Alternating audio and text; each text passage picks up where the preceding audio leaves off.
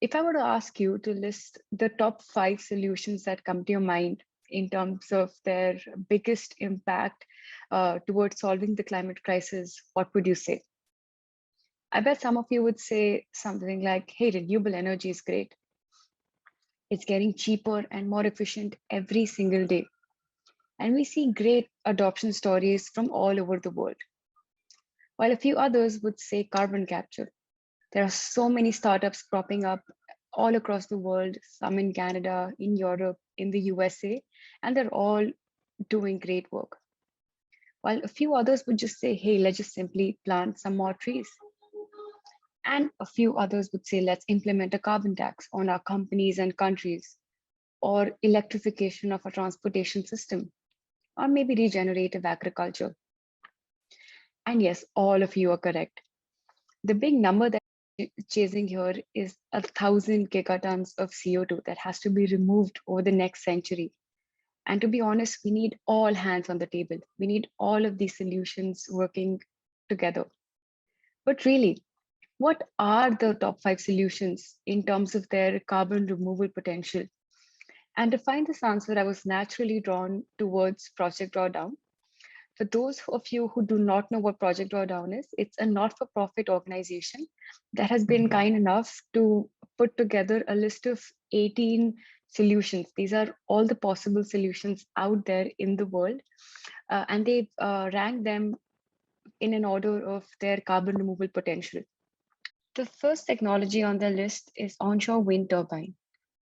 Today, there are about 300K wind turbines that supply nearly 4% of the global electricity. And soon it'll be much, much more. In 2015 alone, a record 63 gigawatts of wind power were installed around the world. Onshore wind farms have a very small footprint and typically using no more than just 1% of the land that they sit on. So grazing, farming, recreation, or conservation can happen simultaneously with power generation. The next technology on the list is solar. The sun provides virtually unlimited, clean, and free fuel at a price that never changes. And today, solar is already one of the cheapest sources of energy. The next one on the list is reduced food waste. And I was actually shocked to learn that roughly a third of the world's food is almost never eaten, which means that the land and resources used and the GHGs emitted in producing that very food just goes to waste. The food that we waste is responsible for roughly 8% of the global emissions. Now, that's a mad number. The next on their list is plant rich diets. This is because meat and dairy products require a lot of land. And favoring plant based foods reduces the demand for that food, thereby reducing the land clearing, fertilizer use, the burping cattle, and definitely the GHG emissions. But the next solution is the one that truly shocked me. And this is the one that I'm here to talk about. And that solution is health and education. The entire CO2 reduction potential here is centered around the magic number of 9.7 billion people. According to the UN, they estimate that the human population will peak at 9.7 billion people by the year 2070, and it will drop from there on. Now, that is a lot of people, and more people definitely means more problems. We're already struggling with our current population of 7.9 billion people, and more people will mean that they require more energy, more building space for them to live, more food to eat, which means more forest land cleared out for that food. And that definitely means more waste generated and more transportation to be built. And obviously, this means gigatons and gigatons of CO2. But how do we fix that? The short answer is education and family planning for girls.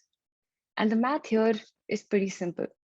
Education and family planning for girls means less unintended pregnancies, which means less unintended births, which obviously leads to a reduce in the future population growth, and which obviously again means reduced global greenhouse gas emissions. What I'm trying to basically say is educated girls result in fewer but healthier children. the demand for higher wages, and also upward mobility in their career. Educated girls are a lot more cognizant about their personal hygiene and the hygiene of those around them, which means lesser diseases for themselves, their families, their societies, and the world at large. And last but not the least is resilience.